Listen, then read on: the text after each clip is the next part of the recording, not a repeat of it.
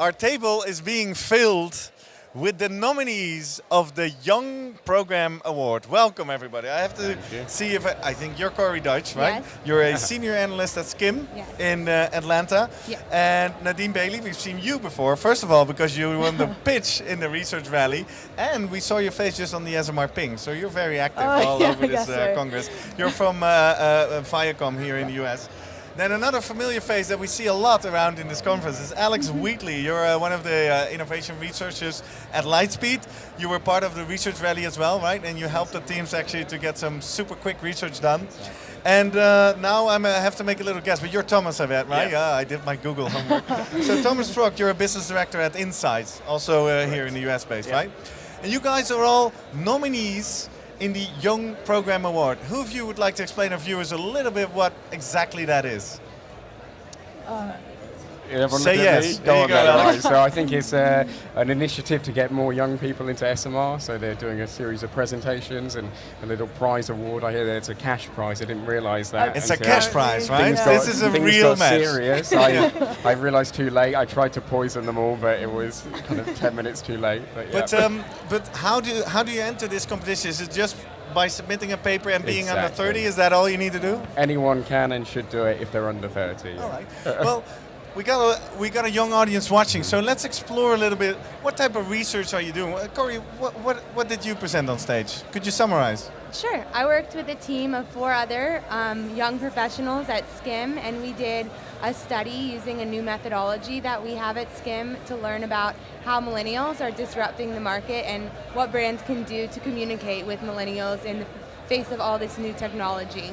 And in what way did you go about this? Did you do what methodology did you use? We used our new unspoken methodology, which is it's a combination of implicit and rational decision making, and basically the respondents just swipe left or right on different ads, and then we use those results to see what types of ads would be most compelling to millennials versus non-millennials. All right, so this is very radical and new from traditional question asking, right? Yes. Innovation here, young at the table. Mm-hmm. How is that for you, Nadine? What research did you submit?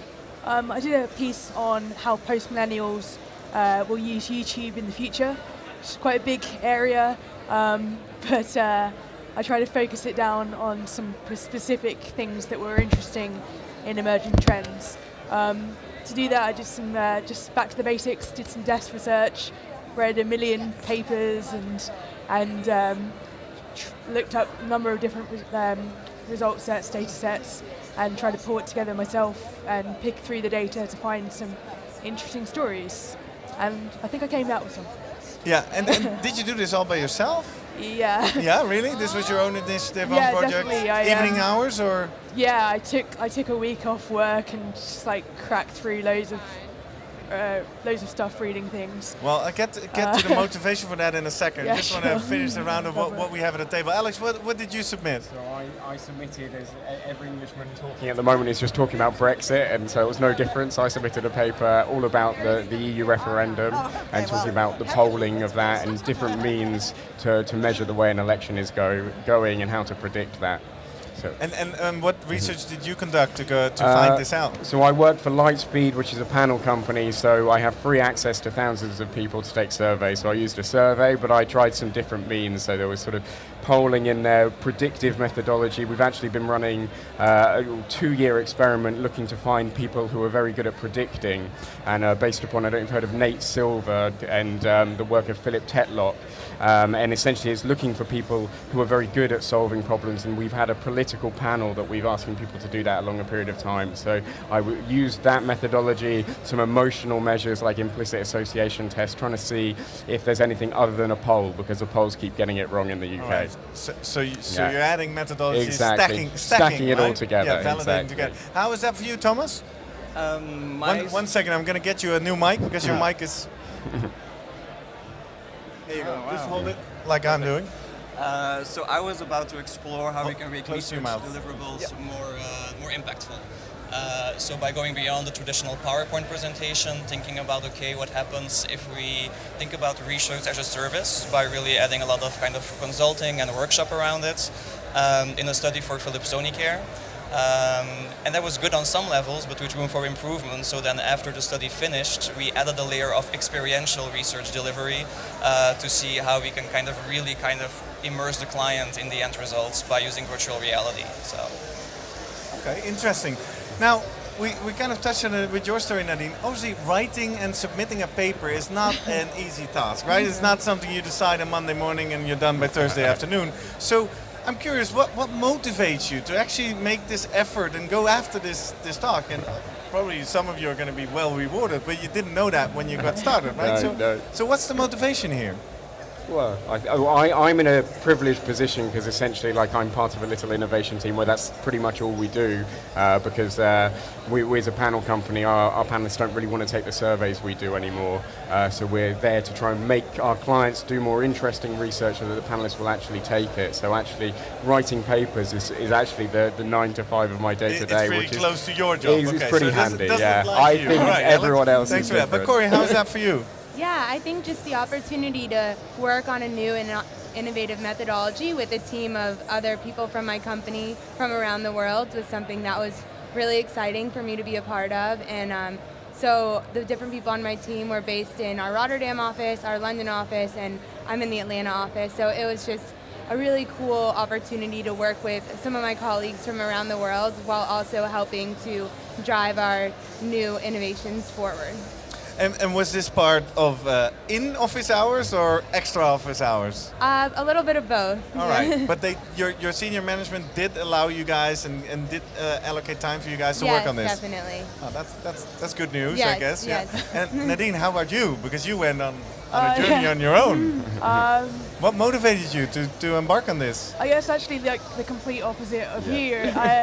It isn't my day-to-day to do presentations, to do insight pieces, and I think that's quite an important area of research, and I find it really interesting, and I thought this would be a really great opportunity to practice that and maybe find out some cool things and learn in the process, and I definitely did, so that was cool.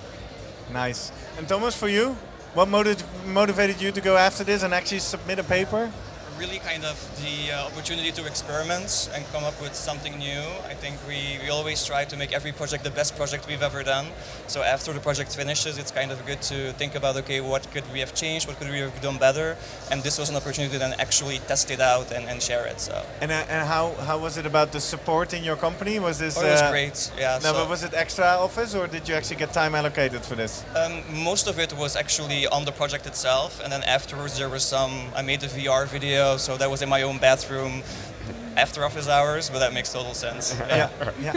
And then you came out to New Orleans. Yeah. So tell for our young professionals watching, considering, in doubt whether they should or should not do this, what is it like to be here?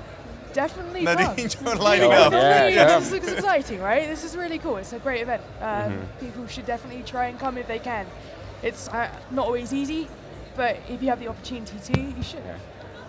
And what makes it so exciting?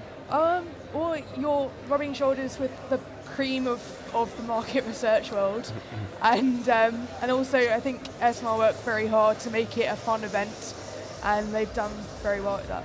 Yeah. How's that for you, Quarry? What is it like to be here in New Orleans? Yeah, I definitely agree. It's just been awesome to be able to go to all these different presentations, learning from some of the leaders in the industry, and also just the opportunity to meet so many people from around the world and just hear about what people are doing. And do you feel people and like the senior executives that walk around here, are they open for you? Definitely, yeah. Yeah, a lot. And Alex, what is your experience? It's been fantastic. New Orleans is a wonderful city, and the conference itself has been great to meet other people and sharing ideas and learn things to take back. And next year's Amsterdam, so that's going to be pretty good as well. So people should really submit. Exactly. And Thomas, anything to add? Yeah, I think it's great to see everything, and even if it's not directly okay, this is something I want to try, everything can be a source of inspiration. So it triggers your thinking. And now, someone's watching. Either live or in the recording. You got them excited, right? You are very promotional about the experience here. You made clear that it's very useful to write a paper. What is your secret sauce? What tips would you give anyone considering to be the next nominee in the Young Program Award? Yeah. What are some of your learnings? Could you share some tips with us? I think definitely planning ahead early on just to make sure that you stay on track. The time flew by a lot faster than I thought it would. And so, I mean, I think that Danica and all the other people that helped us from SMR along the way definitely helped us stay on track, but it's good to keep the timeline in mind and stay on top of everything. So make a planning before you start? Yeah, definitely. Okay. What is your best tip, Nadine? I just say just put the work in, try your best, be enthusiastic, and pays off, I guess. Well, let me go a bit deeper on that. You did this on your own. Well, Yeah. you talk a lot about a team effort.